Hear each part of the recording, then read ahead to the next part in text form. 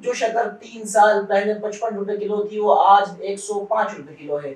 जो आटा पिछले 3 साल पहले 35 रुपए किलो मिलता था वो आटा आज 3 साल बाद 70 रुपए किलो है।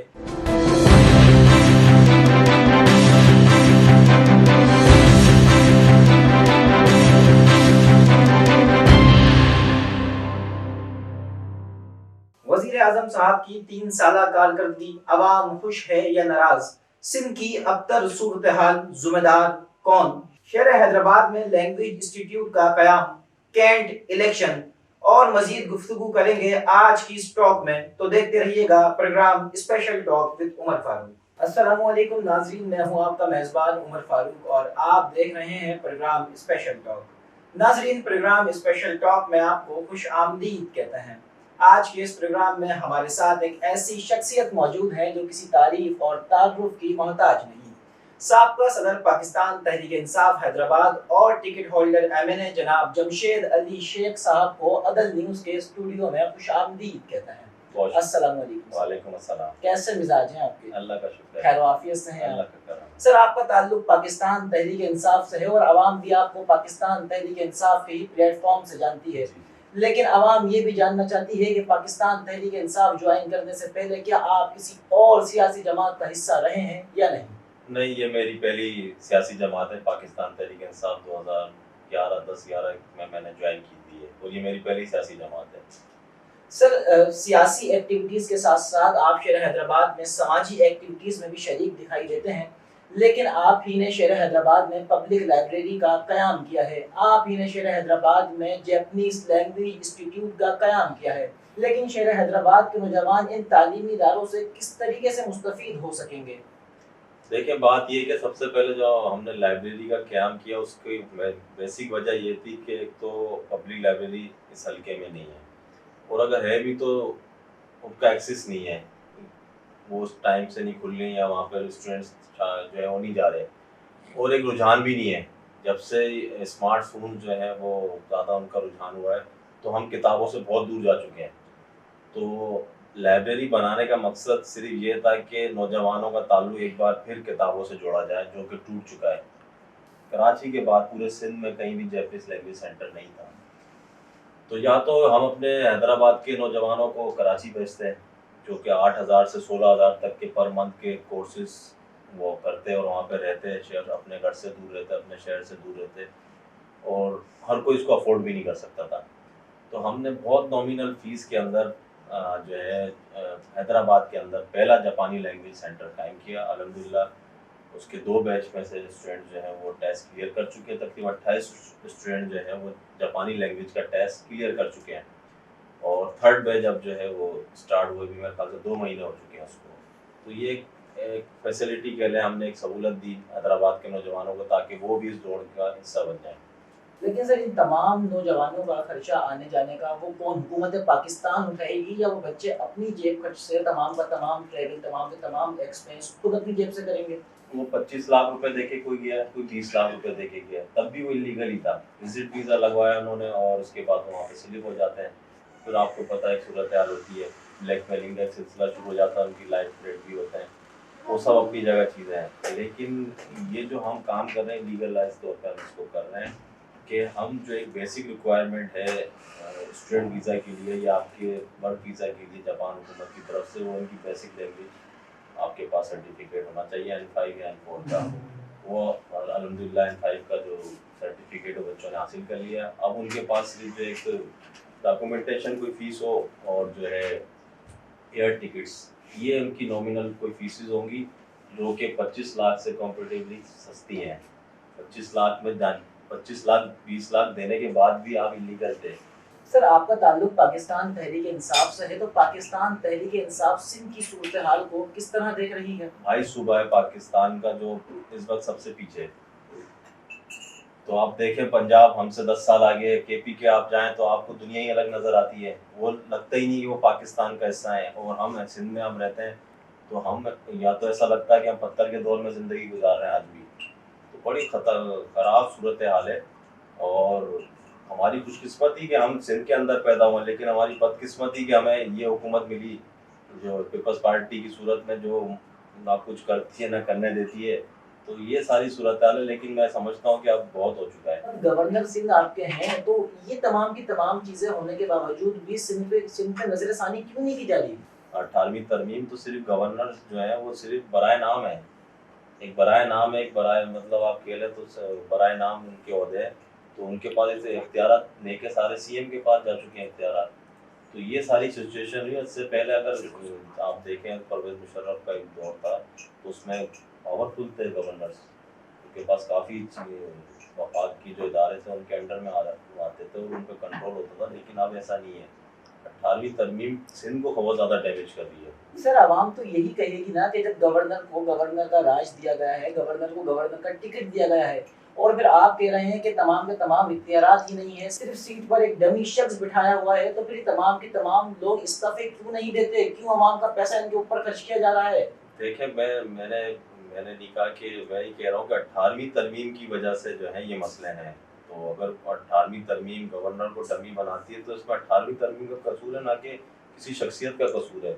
तो और ये सबसे बात तो ये, अगर इस्तीफा दे भी दें, कोई दूसरा आएगा तब भी वो यही कुछ नहीं कर सकेगा, चौथा आएगा वो भी कुछ नहीं कर सकेगा। तो 18वीं तरमीम जो है वो आड़े आ रही है इन तमाम चीज़ों के, उस पर हमें सोचना पड़ेगा।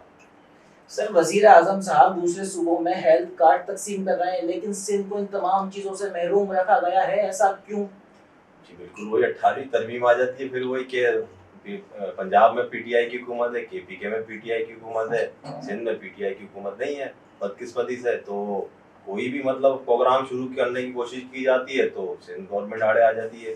वो ना तो खुद तरक्याती काम करती है ना करने देती है। तो ये सारे मसले मसाइल आते हैं इसमें सारे। सर क्या सिंध हुकूमत वफाक से ज्यादा ताकतवर बन गई है? अनफॉर्चुनेटली 18वीं तरमीम के बाद बिल्कुल। सर आखिर 18वीं तरमीम इन तमाम चीजों की रुकावट है, तो फिर आवाम क्या इसी दलदल में फंसी रहेगी? नहीं, ये ख़त्म होनी चाहिए, या इसमें अमिटमेंट ज़रूरी है इसकी। ये तो वक्त ने फैसला, आवाम ने फैसला करना है, हुकूमत ने फैसला करना है।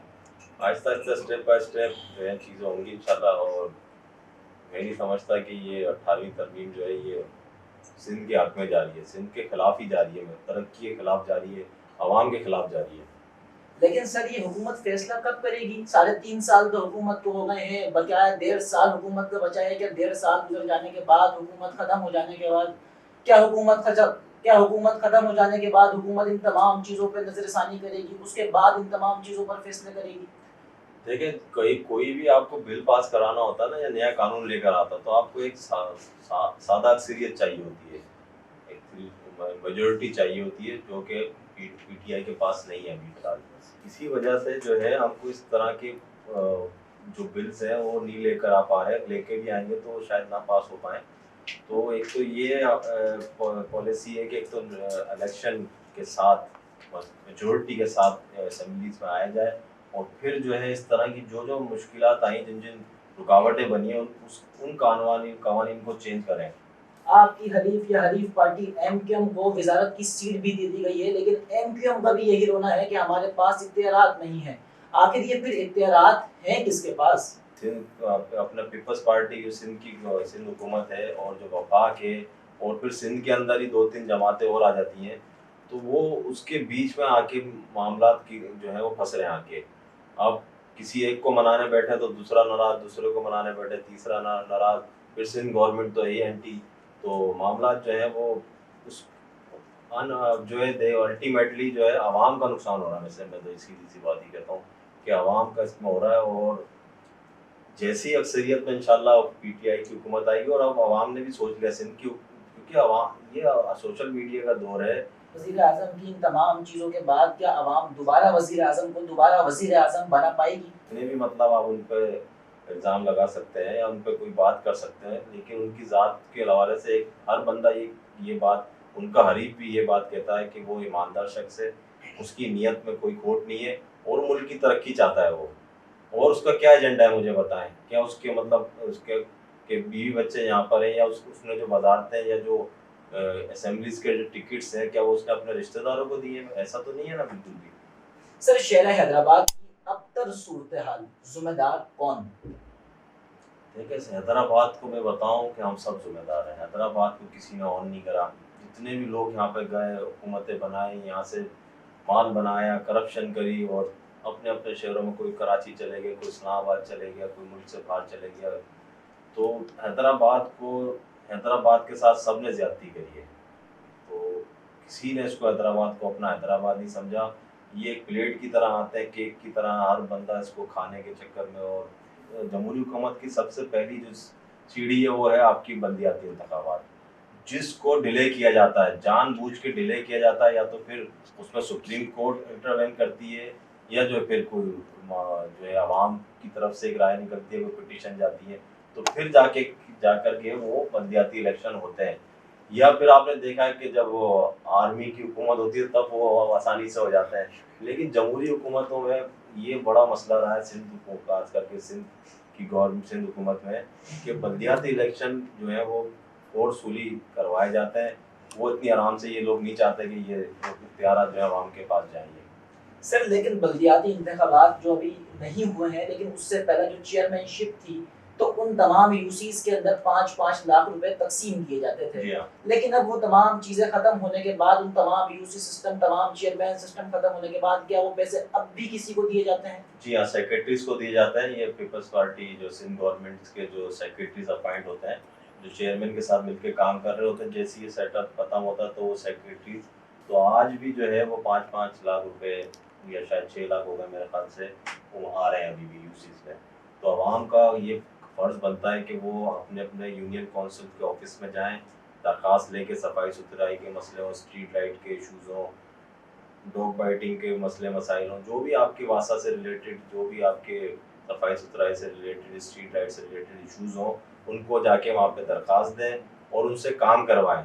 और अगर वो आपका काम कर रहे हैं तो वो आप पे एहसान नहीं कर रहे, इसका बाकायदा फंड जारी होता है हर महीने, उस फंड का हिसाब किताब लेना भी आपका फर्ज है आर्टिकल 19A के तहत। वो तो ये भी नहीं पता था जब पीटीआई की हुकूमत 2018 के बाद से हमने आवाम में जाना शुरू करा और ये कचरा कुंडी हम साफ कराते थे, क्लीन एंड ग्रीन की हमने कैंपेन जब शुरू करी, तो हमने जब वहाँ पे अवेयरनेस देना शुरू करी तो लोगों को पता ही नहीं था कि इनके पास पैसे आते हैं।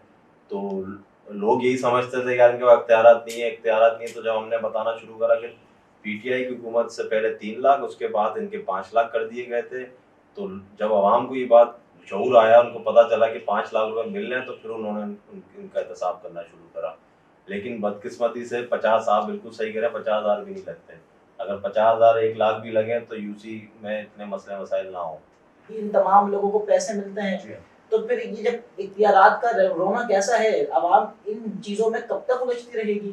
देखें, मैंने इख्तियारात की बात अलग है, मैंने फंड की बात करी है, ठीक है। 5 लाख रुपए फंड जो है यूनियन कौंसिल में आता है, और 5 लाख से आप जो कुछ नहीं कर सकते हो, सफाई सुथराई तो कर सकते हैं 5 लाख से। इख्तियारात की अगर दूसरी डेफिनेशन ले लो तो पैसा भी इख्तियारात की उसमें आता है।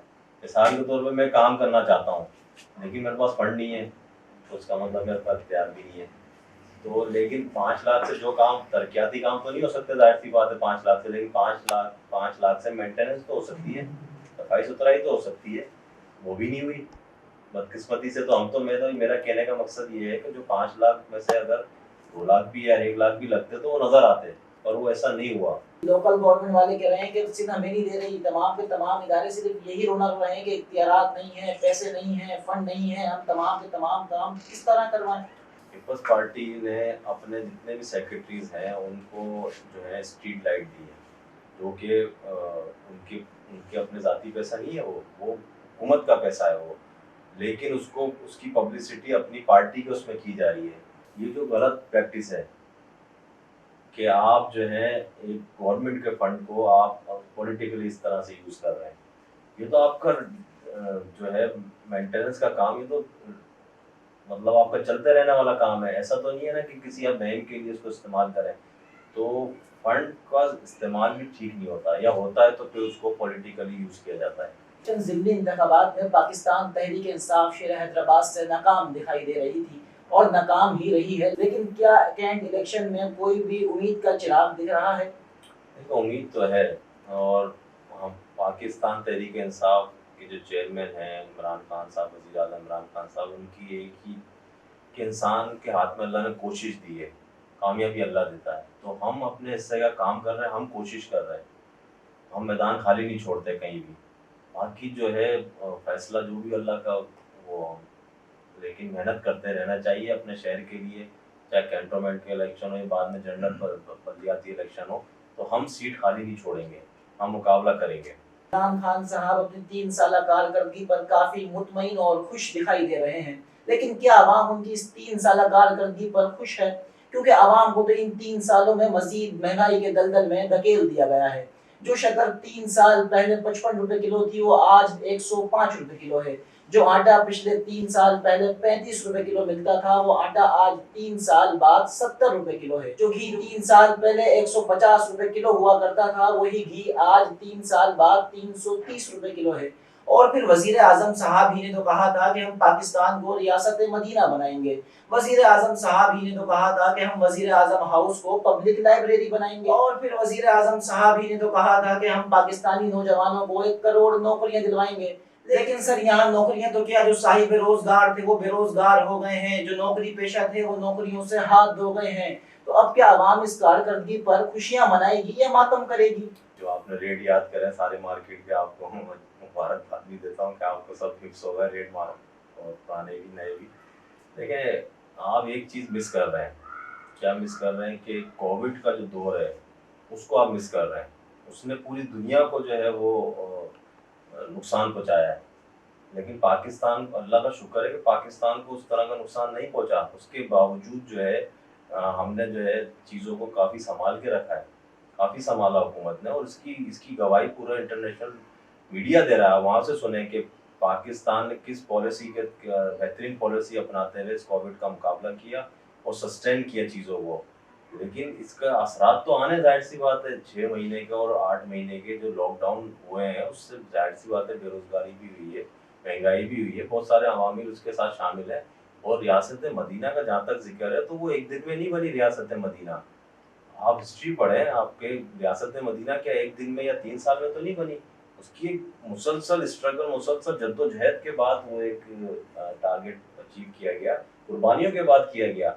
हाँ, ये जो सारी चीज़ें हैं जिसमें हमने एक टारगेट सेट किया कि हम ये करेंगे, तो वो टारगेट हमने सेट किया और उस तरफ हम कामज़न हैं। कोविड एक अनहोनी चीज़ थी, ये कोई प्री प्लान नहीं था कि ये कोई चीज़ हमें पता था कि आप सामने ये चीज़ आने वाली है। तो अचानक एक चीज़ हो गई, तो उसमें प्रॉब्लम्स आई और उसको फेस करना पड़ा। महंगाई भी बिल्कुल है, इसमें कोई दो राय नहीं है कि महंगाई जो है इस वक्त आवाम का सरदर्द बनी हुई है, इसकी हम इस पर कोई इनकार नहीं कर सकते। लेकिन मैं एक चीज़ को आवाम को मैं श्योर कर दूँ कि यह आपकी जो पैसा है, जितना भी ये टैक्स का पैसा है, जो भी आपका पैसा है, ये श्योर कर लें कि ये आपका कोई लंदन में फ्लैट नहीं बनेगा, कोई दुबई में आपकी प्रॉपर्टी नहीं खरीदेगा इन पैसों से।